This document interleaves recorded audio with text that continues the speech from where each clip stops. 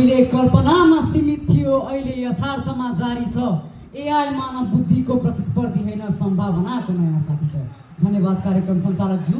यहाँ उपस्थित सभाध्यक्ष, प्रमुख अतिथि, विशेष अतिथि, अतिथिगण तथा हातमा कापी र कलम लिएर बस्नुभएको दूधको दूध, पानीको पानी छुट्याउने निष्पक्ष न्यायमूर्ति निर्णायक मण्डलज्यू तथा विजयको माला पहिरिन आतुर मेरा प्रतिस्पर्धी साथीहरूमा मेरो न्यानो अभिवादन प्रकट गर्दछु।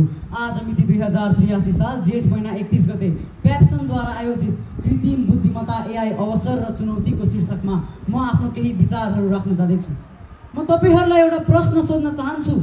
भोलि बिहान तपाईँ उठ्दा तपाईँको शिक्षक, डाक्टर, ब्याङ्क कर्मचारी, गाडी चालक र म जस्ता वक्ता पनि यदि एआई भयो भने के होला? डर लाग्यो, उत्साह बढ्यो कि दुवै? यही प्रश्नको उत्तर खोज्ने प्रयास हो आजको मेरो प्रस्तुति।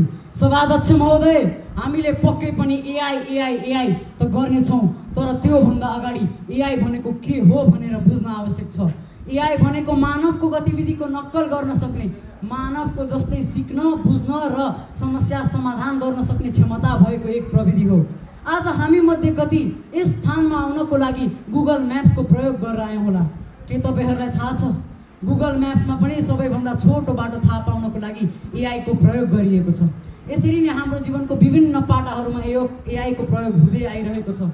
कल्पना गर्नुहोस्, नेपालको हिमाली गाउँमा बस्ने एउटा केटाले विश्वकै उत्कृष्ट शिक्षकबाट शिक्षा पायो भने, एउटा सानो स्वास्थ्य चौकीको कर्मचारीले डाक्टरको अभावमा जटिल रोग पत्ता लगाउन सक्यो भने, एउटा कृषकले मौसम र रोगहरूको पूर्वानुमान गरेर आफ्नो बालीलाई जोगाउन सक्यो भने, सभाध्यक्ष महोदय, म भन्न चाहन्छु यो कुनै सपना मात्र होइन, एआईले सम्भव बनाइदिएको अवसरहरू हो।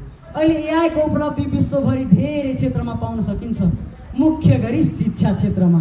शिक्षा क्षेत्रमा त विद्यार्थीहरूलाई सुनको खानी भेटे जस्तो छ। जुन प्रश्न जस्तो तरिकाले सोद्धा पनि इच्छा अनुसारको उत्तर आउने गर्दछ। अब उदाहरणको लागि धेरै टाढा के जानु, मेरै यही भनाइमा त मैले कति विषयवस्तुको लागि एआईको प्रयोग गरेको छु। सभाध्यक्ष महोदय, 2024 सालकै कुरा हो। एआईले स्वास्थ्य क्षेत्रमा एउटा ठुलो फड्को मारेको थियो। एआईले डिएनएको विश्लेषण गरेर औषधि बनाउने विधि पत्ता लगाएको थियो। नेपालमा पनि कनेक्ट किसान जस्ता प्रणालीहरू आइसकेका छन्। कृषि गर्दाखेरि बिउ बिजनको मात्रा कति हाल्ने थाहा पाउन, पानीको मात्रा थाहा पाउन, माटोको स्तर थाहा पाउन र अन्य सल्लाहहरू प्राप्त गर्नको लागि एआईको प्रयोग हुन थालिसकेको छ। हुँदा एउटा अचम्मको खबर आएको थियो। नेपालको संसदमा समेत एआईले दिएको भनाइहरू बोलियो भनेर। यसबाट हामीले बुझ्न सक्छौँ कि एआईको असर गम्भीर हुँदो रहेछ। एआईको असर माटोदेखि सरकारसम्म हुँदो रहेछ। यति भन्दै एआई पनि